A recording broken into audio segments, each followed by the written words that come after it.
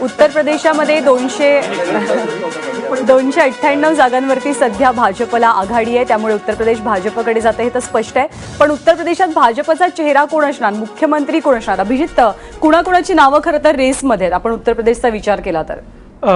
भाजपनी यावेळेला जी रणनीती बदलली त्यात एक दिसतं की उत्तर प्रदेशच्या प्रत्येक विभागात एका माणसाला त्यांनी मुख्यमंत्री पदासाठी प्रोजेक्ट केलं, परंतु अधिकृतपणे त्या नावाची घोषणा नाही केली.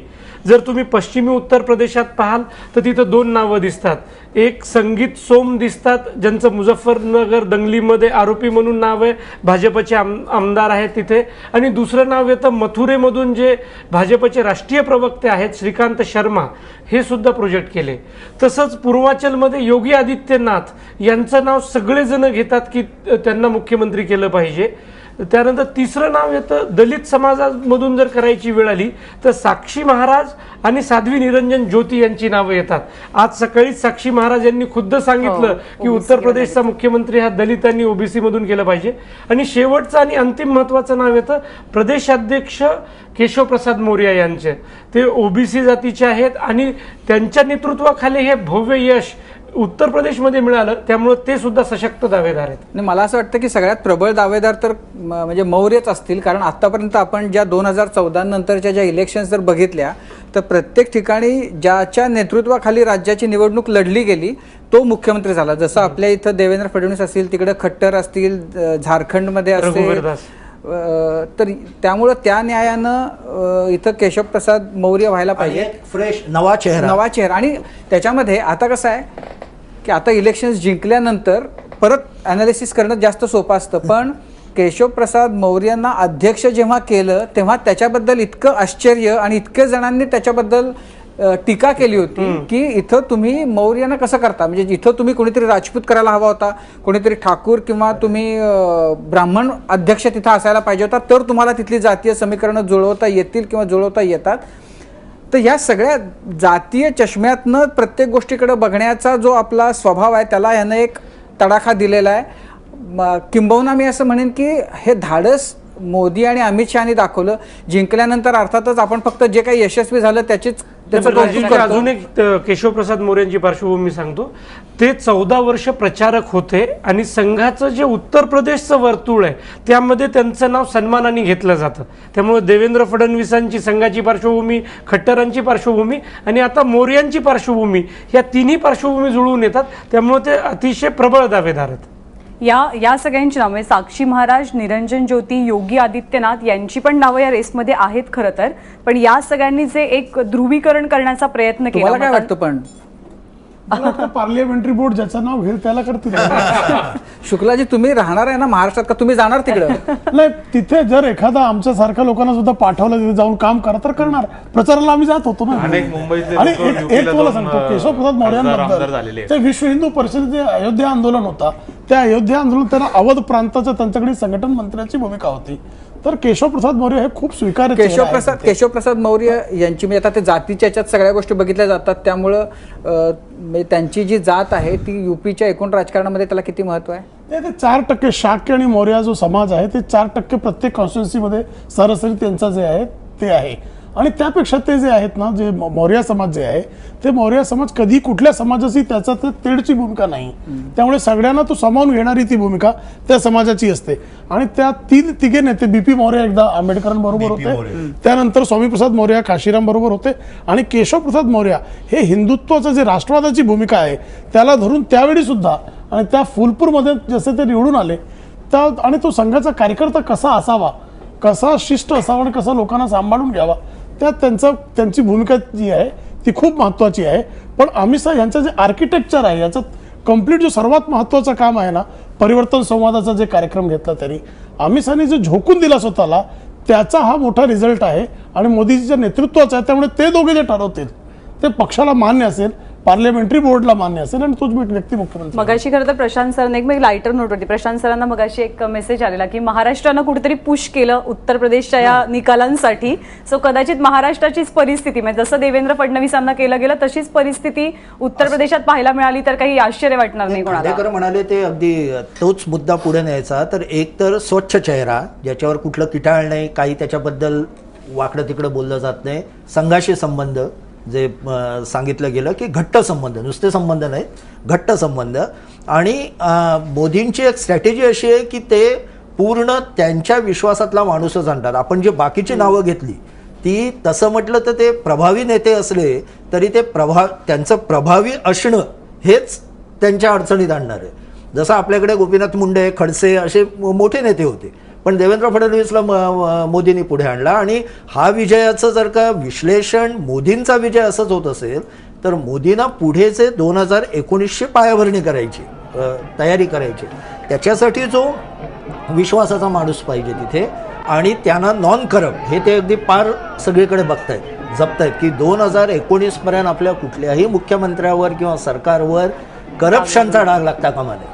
हा त्यांचा 2019चा एक मोठा अजेंडा असणार आहे. मी 5 वर्ष नॉन करप्ट सरकार दिलं हे काँग्रेसचे ताडून बघा.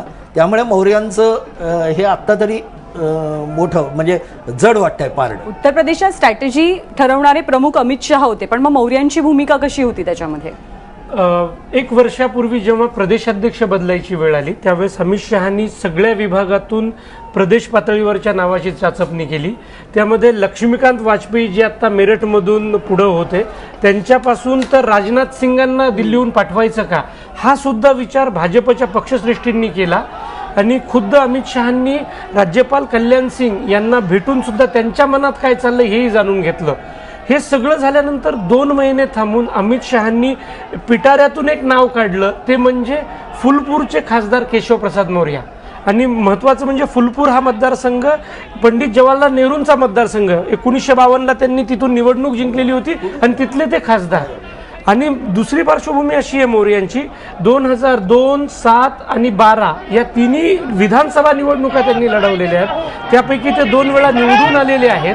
त्यामुळं विधानसभेचा अनुभव असलेला, राष्ट्रीय राजकारणात स्थान असलेला आणि मोदी आणि अमित शहांच्या विश्वासातले केशवप्रसाद मौर्य हेच आता मुख्यमंत्री पदासाठीचा प्रबळ चेहरा म्हणून तुला दिसते. 14च्या यशाचं खरं तर खूप जास्त प्रेशर भाजपवरती होतं, म्हणजे त्या 71-72 जागांचं, आणि त्याच प्रेशर अंडर या निवडणुका लढवल्या गेल्या. विश्वास असेल एक वेळ की आपण जिंकू, पण त्या अनुषंगानं काही स्ट्रॅटेजी बदलली असावी भाजपनं? सुरुवातीला आपण म्हटलं तसं बिहारकडनं ते शिकले. भाजपचं वैशिष्ट्य अमित शहा आणि मोदींचं असं आहे, त्यांनी चुका केल्या तरी ते करेक्शन लगेच करायला लागले. ते बाहेर बोलत नाहीत पण त्यांचे इंटरनल करेक्शन लगेच चालू होतात, जे दुर्दैवाने काँग्रेस करत नाही. काँग्रेस अजून एकच स्क्रिप्ट घेऊन ती चालवत राहतं. ते पटापट आपल्या स्क्रिप्ट बदलतात आणि त्यानुसार त्यांनी जे काही ठरवलं. दुसरा भाग असा आहे की एकदा जिंकायचं म्हणजे ते मीडिया काय म्हणतं, विरोधी पक्ष काय म्हणतात, बुद्धिवर्ग आमच्याबाबत काय म्हणतो याचा अजिबात विचार करत नाही. जे रेटून देतात विजयासाठी काय. जसं आपण इथं महाराष्ट्रात पाहिलं, आपण इतकी टीका केली, गुंडापुंडानं जवळ केलं, हे केलं.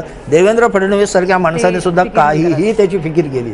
सत्यजितजी, म्हणजे हे काँग्रेस इन्सिक्युअर झाली कुठेतरी की डेस्परेटली सगळ्यांशी आघाडी करायची. मग आता उत्तर प्रदेश असू देत, तिकडे पश्चिम बंगाल असू देत, इन्सिक्युअर झाली आहे काँग्रेस थोडीशी 2014 नंतर, का पुन्हा चेहऱ्याचा प्रॉब्लेम आहे? इन्सिक्युअर कसं म्हणता येईल, याला इन्सिक्युअर नाही म्हणता येणार. परंतु निश्चितच जिंकणं हा एक क्रायटेरिया कोणत्याही निवडणुकीमध्ये हा असतोच राजकीय पक्षाचा. आणि त्याचबरोबर आमचे जे धोरण आहे, आमचा जो विचार आहे काँग्रेस पक्षाचा, हा निवडणुका जिंकण्यापेक्षाही ही विचार हा जिवंत राहिला पाहिजे आणि सेक्युलर वोट्स एकत्र राहिले चालेल, विचार जिवंत राहिला पाहिजे. हरलो तरी चालेल, विचार जिवंत जय पराजयाला फार महत्व नाहीये ना. शेवटी राजकारणामध्ये राजकारण हे फक्त निवडणुकीपुरतंच नसतं, तर समाजामध्ये नाही, जय पराजयाला एवढं महत्व नसतं जेवढं महत्व विचार टिकवण्यासाठी आणि ज्या लोकांचं प्रतिनिधित्व आपण करतो त्यांना एक विश्वास दाखवणं आणि सेक्युलर वोट्स एकत्र ठेवणं, सेक्युलर लोकांचं लक्ष त्यांच्यावर लक्ष ठेवणं, मायनॉरिटीचं संरक्षण करणं, हे सगळ्या गोष्टी शेवटी आमच्या दृष्टीने जास्त महत्त्वाच्या आहेत मला असं वाटतं. आणि म्हणून वेळोवेळी प्रसंगी आपल्याला करावं लागते. पण सत्यजित यात काहीच वाद नाही आहे. प्रश्न असा आहे, म्हणजे तुम्हाला जितकं जाणवतं तेवढं काँग्रेसला किती जाणवतं हे मला सांगा. म्हणजे तुम्ही एकदम प्रामाणिकपणे बोललात, तुम्हाला त्या तुमचं कौतुक आहे मला. पण काँग्रेस पक्ष त्याचं जे काही राजकारण आहे किंवा त्याची जी काही वाटचाल आहे ती या पद्धतीने होताना दिसत नाही. दुसरा मुद्दा असा की विचार जिवंत राहिला पाहिजे, पण विचार असाच कसा राहील? त्याला हातपाय हलवा लागतात ना, तर विचार राहतो. म्हणजे आम्ही जर मोदींच्यावर टीका होत असेल की ते 3 दिवस 4 दिवस त्या वाराणसीमध्ये जातात कारण त्यांना जिंकायचंय, तर राहुल गांधी किती जातात? अमेठीमध्ये, बाकी तर उत्तर प्रदेशात जाऊ दे, अमेठीमध्ये, रायबरेलीमध्ये, तर आम्ही अमेठीत पण जाणार नाही, आम्ही रायबरेलीत पण जाणार नाही, आम्ही कुठं असतो ते आमचं आम्हाला माहिती आणि आमचा विचार जिवंत राहायला पाहिजे.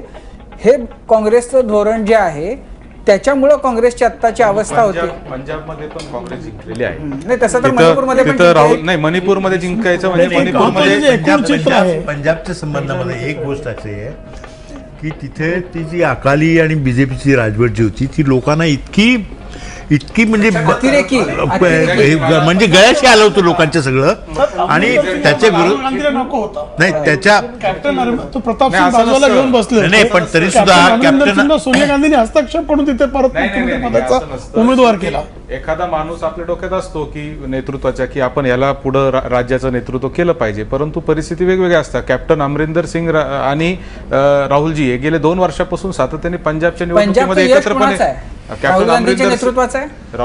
आता अर्थात त्यांच्या नेतृत्वाखाली देशात निवडणुका लढतात तर त्यांचं यश 100% आहे. आणि उत्तर प्रदेशचा त्याचबरोबर पराभव? त्याची पण जबाबदारी, सगळ्यांची सामूहिक जबाबदारी आहे याच्यामध्ये. पंजाबचं यश याच्यामध्ये त्यांचं आणि उत्तर प्रदेशला नाही नाही नाही त्यांचा मी चेहरा त्यांचं असून- त्यांचं एकट्याचं यश बोललोच नाही मी. उत्तर प्रदेश पंजाबमध्ये म्हणजे यश पंजाबमध्ये पंजाबमध्ये सामूहिक यश नेतृत्वामुळे पंजाबमध्ये यश मिळालं आणि सामूहिक नेतृत्वामुळे काँग्रेसला उत्तर प्रदेशात हार पत्करावी लागली. जे झालं ते सगळं सामूहिक नेतृत्वामुळे झालेलं आहे. आणि पंजाबमधल्या यशामध्ये सिद्धूंचा देखील वाटा आहे, हे विसरून चालणार नाही. कॅप्टन अमरिंदर राजा जर मुख्यमंत्री पदाचे उमेदवार होते तर जो पुश शेवटचा जो मिळालेला आहे तो मला असं वाटतं की सिद्धूंच्या आगमनानंतर सुद्धा काँग्रेस पक्षाला मिळालेला आहे. आणि जसं आपण आता या सगळ्या यश अपयशाची चर्चा करतो, सहज एक मुद्दा मागापासून माझ्या डोक्यात राहत होता की अखिलेशच्या यशामध्ये डिंपल यादवांचं पण फार मोठं योगदान, हे सुद्धा आपण कोणीच नजरअंदाज केलं नाही मुलायम पाहिजे. सिंगचे योगदान कमी झालं आणि डिंपलचं नाही, तिथे पण त्यांनी एक चांगल्या पद्धतीने साथ दिलेली आहे पूर्ण या निवडणुकीच्या प्रक्रियेमध्ये आणि सातत्याने त्यांच्या सोबत राहिल्या आणि एक महिला वर्गाला पण त्यांनी त्याच्यातून आकर्षित केल्यासारखं. पण सत्यजित, जे तुम्ही जे काँग्रेसचं म्हणाला नाही, त्याच्यात- तुमच्या एका मुद्द्याशी मी सहमत आहे. एक मुद्दा तुमच्या आपण हे सगळे मुद्दे घेऊयात, पण एक छोटासा ब्रेक घेण्याची गरज आहे. आणि त्याचबरोबर एक अपडेट अशी आहे की भाजपचे जे उमेदवार जिंकतात किंवा ते ज्या ज्या ठिकाणी पुढे आहेत त्या ठिकाणी जवळपास 20 ते 22 हजारांचा फरक आहे. त्या फरकानं ते जिंकून येतात. हा सगळा फरक नेमका कशामध्ये आणि डिंपल यादवांचा मगासचा मुद्दा, या सगळ्या संदर्भात बोलायचं आहे. पण एका छोट्याशा ब्रेक नंतर बघत राहा एबीपी माझा.